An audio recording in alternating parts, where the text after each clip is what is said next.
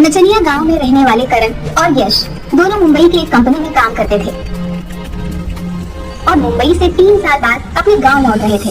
उनकी ट्रेन रात के करीब 2 बजे स्टेशन पर पहुंचती है।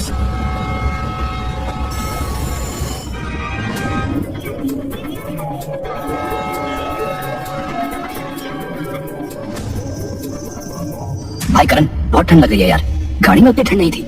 अपने गांव के लिए कोई गाड़ी तो सुबह 5 बजे के बाद ही मिलेगी। तब तक चलो बाहर कुछ सिगरेट चाय वगैरह पिया जाए। हाँ भाई, ठंड तो मुझे भी लग रही है। चलो प्लेटफॉर्म के बाहर ही कुछ पीने को मिलेगा। दोनों जैसे ही प्लेटफॉर्म से निकलते हैं कि बिजली चली जाती है। अरे यश, बहुत दिनों बाद आए हो अपने गाँव। यश पलट कर देखता है, उसी के गांव के तांगे वाला जगदीश चाचा उर्फ डिंगरू चाचा पूरे शरीर पर कंबल को लपेटे बीड़ी पी रहे थे।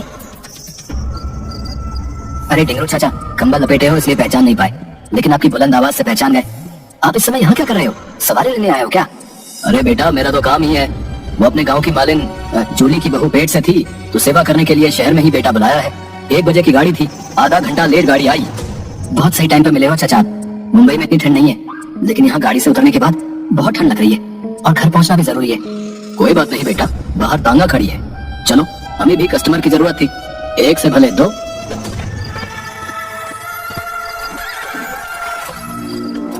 चाचा जल्दी चलो, नहीं तो ये सर्द रात की बर्फीली हवा हमारी जान लेकर ही जाएगी। चाचा, 2 बीड़ी मिलेगी क्या? वो क्या है कि इतना ठंड है ना, बीड़ी पीकर ही कुछ गर्मी आएगी। सही कह रहे हो तुम, ये लो बीड़ी पियो। डिंगरू चाचा, तुम क्या समझे कि हम डर जाएंगे हैं? अरे हम दोनों को अगर रात में नींद नहीं आती थी तो कब्रिस्तान में हवा खाने निकल जाते थे। एक तरफ समुद्र की लहरों की आवाज तो दूसरी तरफ कब्रिस्तान का सन्नाटा। कभी कभी तो हम दोनों भूतों के साथ कब्र पर बैठकर रात भर ताश खेले, और जैसे तुम्हारे साथ बीड़ी के सट्टे लगा रहा हूँ, उन लोगों के साथ भी लगाए हैं सट्टे। अरे वाह, तुम दोनों तो काफी लीडर हो। बचपन से ही चाचा, बचपन से ही। ये भूत प्रेत माया सब उनको भयभीत करते हैं जो कमजोर दिल के होते हैं। यहाँ क्या हुआ बेटा? एकाएक तुम दोनों ने बात करनी बंद क्यों कर दी? हम सोचे कि हमारी बातें सुनकर कहीं आप और ज्यादा न डर जाए। और वो चाचा, ठंड ज्यादा ही लग रही है, इसलिए बोलने का मन नहीं कर रहा है। ठीक है, चलो तुम्हें वहाँ पर ले चलते हैं, कुछ गर्माहट बढ़ेगी। गांव अभी 13 किलोमीटर दूर है। ये तो गांव जाने का रास्ता नहीं लग रहा। किधर से ले जा रहे हो हमें? वो देखो आग की लपट, जी भर के हाथ सेक कर गर्माहट ले लो। अरे यश, ये कोई शमशान लग रहा है। यहाँ पर तो चिताएं जल रही है। ये कहाँ ले जा रहा है हमें? टिंगरू चाचा, ये कहाँ ले आए हो हमें? ये तो शमशान है, यहाँ तो चिताएं जल रही है। बेटा, यही तो अपना ठिकाना है, बाकी तो सब कल्पना है। और तुम लोग तो कई बार कब्रिस्तान में बीड़ी पिए हो, आज मेरे साथ शमशान में भी पी लो। क्या चाचा, अभी हम तुमको डरा रहे थे, अब तुम हमें डरा रहे हो? वैसे बता दूं कि हमें भूतों से डर नहीं लगता। हाँ भाई यश, हमें तो डर लग रहा है यार। देखो चाचा का चेहरा पूरा जला हुआ है, सिर्फ हड्डी दिख रही है। दूसरा देखो, हवा हमारी तरफ चल रही है, लेकिन हवा के उल्टी दिशा में चाचा का कमल उड़ रहा है यार। अरे हाँ, मुझे भी अभी याद आया, करीब 2.5 साल पहले मेरी बीवी का फोन आया था कि डिंगरू चाचा दिवाली के दिन फुलझड़ी जलाते समय चलकर जिंदा मर गए थे भाई। तो फिर ये डिंगरू चाचा कौन है? क्या बक रहे हो? तो प्लेटफॉर्म पर ही तुम्हें ये बताना था यार, इसके साथ हम लोग आते नहीं। कहाँ फंसा गया यार? अरे भाई, वो देखो चाचा के पाँव भी उल्टे। भाई हम लोग फंस चुके हैं यार, अब हमें यहाँ से भागना होगा। अरे यार, उस समय अगर याद रहता मुझे कुछ कि डिंगरू चाचा मर चुके हैं, तो मुझे शौक थोड़ी था कि भूत को रोककर अपनी मौत को बुलाऊं। हाँ यार, देखो ना, अभी मुझे याद आ रहा है कि मालिन जूली को मेरे भी 1.5 साल हो गए, तो फिर ये किसे छोड़ने स्टेशन गया था। अरे तुम लोग क्या गाना फूसी कर रहे हो? लो, आ गया अपना हीट एरिया, सेक लो अपना हाथ। अरे अभी अभी तो तुम्हें ठंड लग रही थी और अब दोनों के पसीने निकल रहे हैं। यश चलो, हमें घर जाना है। चलो हम लोग पैदल ही यहाँ से चले जाएंगे। अरे ऐसे कैसे चले जाओगे?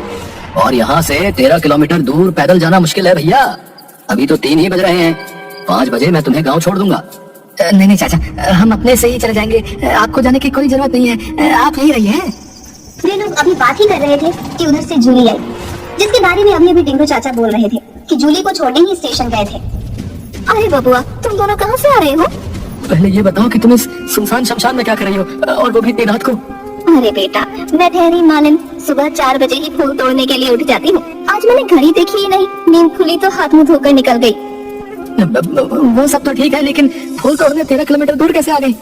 वो डिंगरू भैया किसी को स्टेशन छोड़ने आ रहे थे और मुझे ठंड बहुत लग रही थी, तो मैं कही कि यहीं उतार दो। आओ, यही एक झोपड़ी है, उसमें थोड़ी देर आराम कर लो। तभी बगल में जल रही चिता से एक साया उड़ता है और उठकर वहाँ आकर बोलता है, उस झोपड़ी में मेरे मेहमान हैं, तुम इन्हें डिंगरू भैया वाला झोपड़ी में ले जाओ।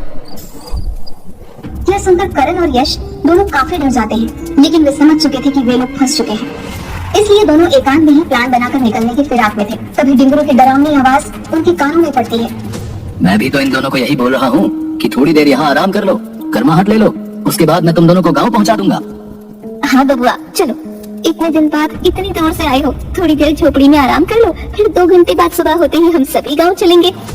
यश और करण दोनों समझ चुके थे कि अब उनका बचना मुश्किल है। दोनों आंखों ही आंखों में इशारा करते हैं और जूली के साथ झोपड़ी में चले जाते हैं। तभी एक बुझी हुई चिता से अचानक एक आग का गोला निकलता है और कुटिल हंसी के साथ आसमान की ओर निकल जाता है। यह घटना दोनों के दिल को दहला देती है। डरते डरते जैसे तैसे वे दोनों जूली के साथ एक झोपड़ी में जाते हैं। झोपड़ी में चिता के जैसे 2 बेड लगे हुए थे। तुम दोनों यहीं आराम करो, मैं थोड़ा सा बगल में गेंदा का फूल है, उसे तोड़ कर आती हूँ। करण, सुनो ने, ये लोग हमें मार कर अपने साथ ले जाने की ताक में है। बगल वाली झोपड़ी से सुनो कैसी रुदन की आवाजें आ रही हैं, जैसे कोई किसी का गला दबा रहा हो। इस भूतिया शमशान में तुम सोने की बात करते हो? अरे यहाँ तो हमारी नींद ही उड़ी हुई है। अब हमें किसी प्रकार से यहाँ से भागना होगा, नहीं तो हम लोग भी इस चिता में जला दिए जाएंगे। मौका अच्छा है, बाहर अभी कोई देख नहीं रहा। जूली पता नहीं किधर गई है, शायद डिंगरू चाचा से हम लोगों को मारने का प्लान बनाने गई हो। चलो चुपके से इधर पीछे से हम लोग निकल जाते हैं। चलो भाई, किसी तरह मुझे गांव पहुंचा दो, तुम्हारा ये एहसान जिंदगी भर नहीं भूलूंगा। मेरी बच्ची सुबह उठते ही मुझे खोजेगी, वो बेसब्री से मेरा इंतजार कर रही है। 1 मंथ पहले से ही मैं उसके पसंद के खिलौने जमा कर रहा हूँ ताकि उसे दूं तो वो खुश हो जाए। अरे यार, मेरा भी लगभग यही हाल है भाई। कल ही मेरी मुन्नी से बात हुई थी, वो बोल रही थी कि वहाँ से एक बारबी डॉल लेके आना। इसी बैग में वो बारबी डॉल है, पता नहीं क्या होगा। मेरी मुन्नी तो मेरे बिना जी ही नहीं सकती यार।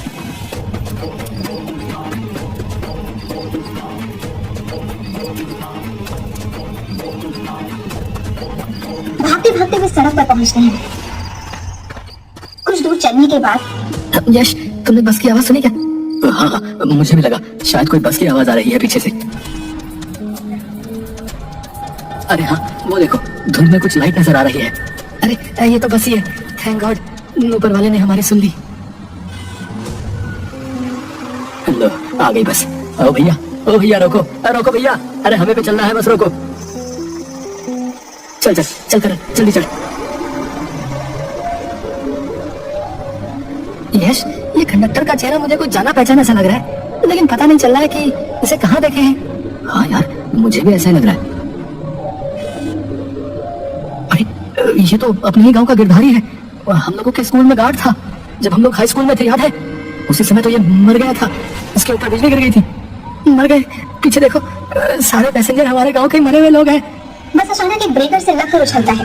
करण और यश दोनों की आंखें बंद हो जाती हैं। उन्हें लगता है कि कोई बड़ा सा एक्सीडेंट हुआ है।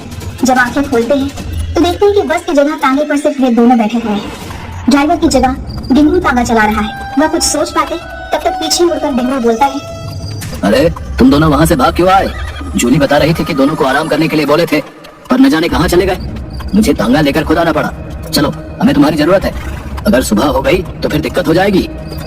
चाचा, हम तुम्हारे बच्चे के समान हैं, छोड़ दो हमें, हमारे छोटे छोटे बच्चे घर पर इंतजार कर रहे हैं, जाने दो। अरे बहुत दिनों के बाद गांव का कोई आदमी मिला है, तुम दोनों हमारे मेहमान हो भाई।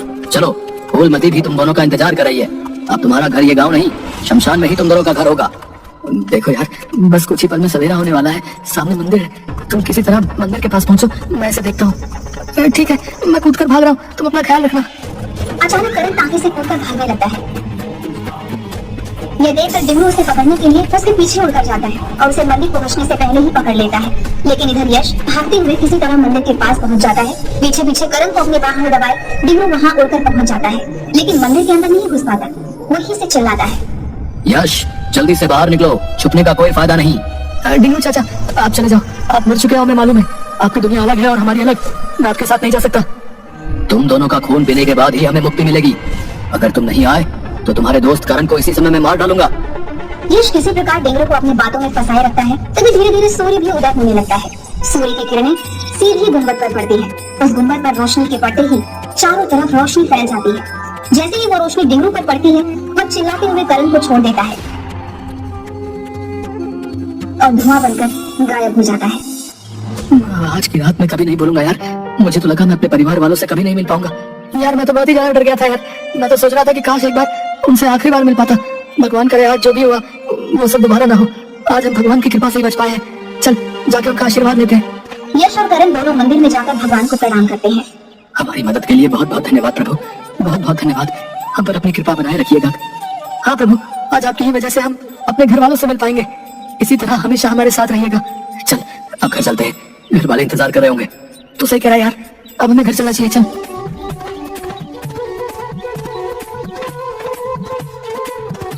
इसके बाद दोनों अपने घर चले जाते हैं, लेकिन आज भी डिंगरू चाचा की आत्मा रेलवे स्टेशन के बाहर लोगों का इंतजार करती है।